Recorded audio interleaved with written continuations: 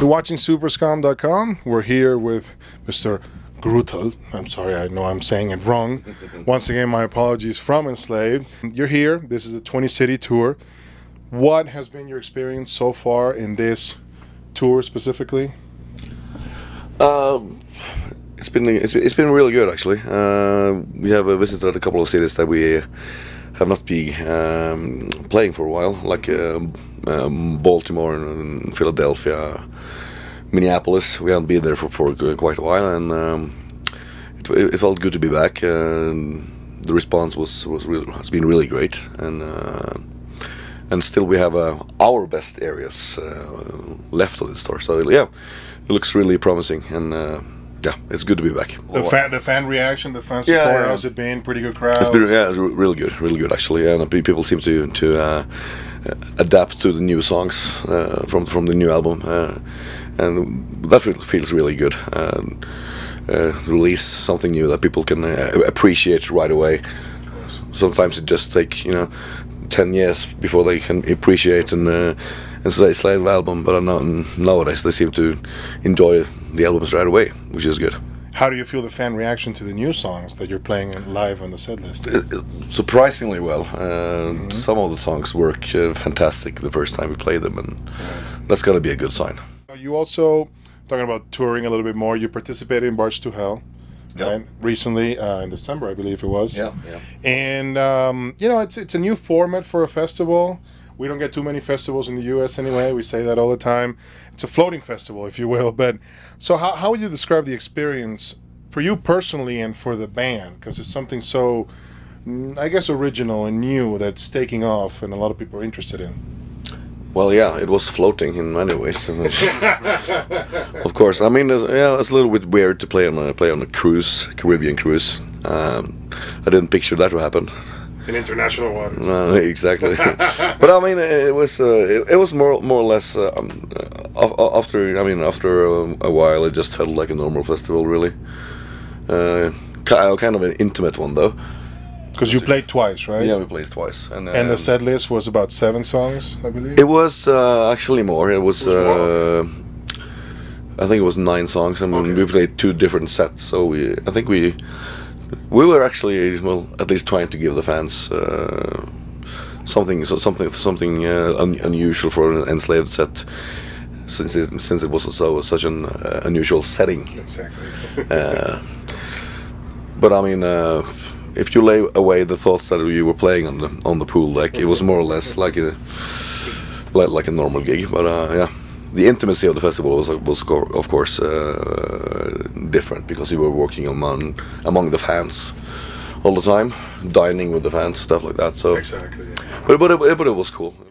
Right now, going back to your set list for this current tour, you're doing a cover song, right? Yeah. You're doing Led Zeppelin Immigrant song, correct? Yeah, and basically, any particular reason for this? You big fans? Is it a music influence of you or the band? Yeah. What was the choice? What was the idea behind the choice? Well, it was not actually a specific choice. Or it was really. Man, a couple of years back, we played this festival. Not a festival. It was like an art center that invited us to play, and the concept was like bands playing cover songs, and we got to play 5 cover songs.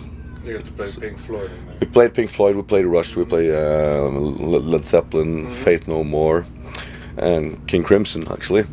Excellent choices. Yeah, I mean, and Immigrant kind of ended up as the one we enjoyed most playing. So we tried to put it in the set list for future concerts, and the response was so good that we decided to keep it there, and we have been doing that for like more than a year now, actually. Oh, excellent. So yeah, excellent song, of course, as well. It's a very good song, and I think we made a nice arrangement and kind of made it our own song. Exactly, yeah. Your version of it, absolutely. It's twice as long as Led Zeppelin's versions. Oh, wow, okay. That should be interesting to see tonight. You're incorporating a drum solo, right, on your set. I mean, you did 2, at least in this tour, that has been recorded by the fans, if you will. And I wanted to ask your perspective on this. I mean, are you bringing back the drum solos? Because, you know, those haven't been done for a while. Bands haven't pretty much just taken care of that one, or, you know, worried about something like that. But are you trying to show off Kato's abilities behind the drum set? I think he is trying to show off. In a good way, of course, in a good way. No, it's about do something while we, the other guys are, you know, taking a leak, having a little shot of cognac or something like that. That's what it usually was for, but yeah, it's good it's coming back. You want to bring it back, or? I mean, it's just, yeah, it's just a nice little break for us. What dimension, musically or, you know, sonically, do you think your use of progressive techniques, the keyboards, the dual singing style, the shifts, the dynamic harmonies that you guys use, what do you think it brings to your sound? I mean, how do you think that makes Enslaved what it is? As far as that progressive element that's becoming more popular nowadays. Well, being progressive doesn't really mean anything else but than trying to take it some steps out of the frame, out of working, thinking outside the box, stuff like that, you know. And we do this mainly in our own interest. I mean, to keep things going. We try to kind of make something as simple as trying to make your own favorite music at the time being, you know. And that can change over the years, of course. That can change, I mean, even over the recordings and arrangements and the writings of an album. You want to challenge yourself musically as well, of course, and grow. That's what it's all about. I mean, it's not constructed to fit a certain audience or anything like that. It has never been with Enslaved. I mean, we just go with the flow and see where the flow takes us. So how do you think this actually differentiates Enslaved within these particular labels, if you will, within this genre and from other bands? What do you think it is, the key element, if any? Well, I mean, the key element is that we don't care that much about labels at all. I mean, that's up to others to discuss. I mean, it's the actual music that means something, not what you choose to call it, of course, which is not interesting at all. I mean, the content is the most important. Anyway, it's always been the music for us, right? Exactly. Absolutely, yeah. Well, I mean, we are music lovers, not genre lovers, and yeah. You're also a band that's very well known for your epic songs. Okay, very long in a good way, of course, very well established. Very basically the composition of it.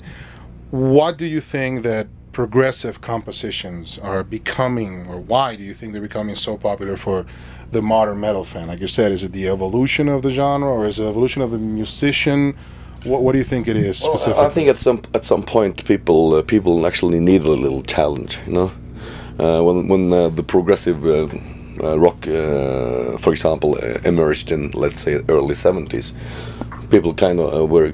I guess people were kind of tired of let's say the normal rock, the same thing all over again, you know, walking in the same footsteps. I think the same happened with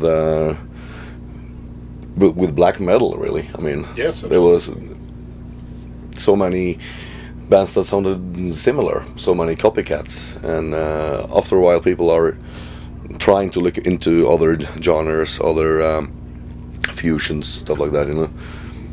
Because I think people like to be challenged musically. I like to do be challenged, and we like to challenge ourselves. So I think the fans like it too. Do you think that this is the new standard of ability in musicianship that people are reacting to, like you're just saying? Do you think this is here to stay? What do you see as the future of, you know, music abilities in general? You as a musician yourself, you play bass and you sing. What do you see yourself? I mean, how more can you challenge yourself through this type of progressive notion, and not as a label, as something new and better, if you will? Well, to put it simple, I don't know, and I'm not sure if I want to know. Like a surprise. Yeah, exactly. What happens. You know, I don't like to have any specific goals. We just want to improve in one direction or another, and let's say that we like the music we make to be kind of an organism itself. You know, this is a band that it's deeply focused on Norse mythology, as far as lyrically. And what do you think can come out of this mythology that can be applied to modern times, to this global society that we have nowadays? The mentality, the notions, the ideology.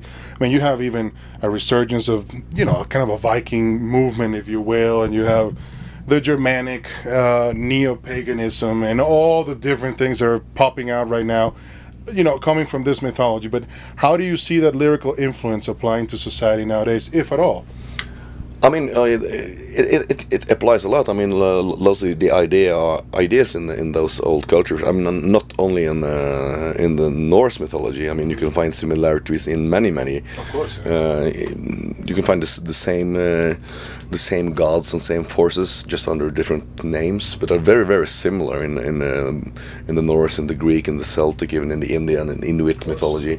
So it's more of a universal way of thinking as a human being than a mere specific culture, really, because there are so many common things. So what do you think applies? The heroic versions, the stories? I mean, what is that? I mean, this was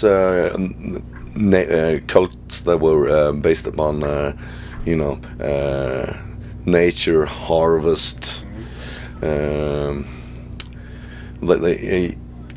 Deeply emotional things, and everything was connected to nature, and that should and a lot of social unity as well. You know, exactly. The people were together, yeah.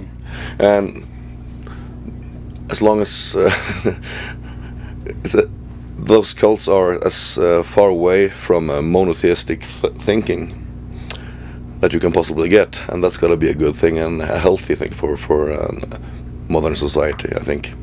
Go a little backwards. Yeah, it's more pluralistic as well, and respect for the environment. Exactly. Very vital, of course. And nowadays, you know, we're doing not just the environment, but for yourself. I mean, it's somehow connected, you know.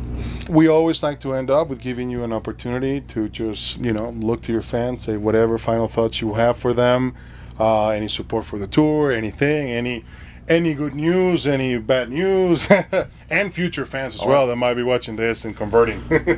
Well, it's great to be back in Denver, in Mile High City, and we're going to play our longest set ever up in the Mountains of Colorado. So we are looking forward to that.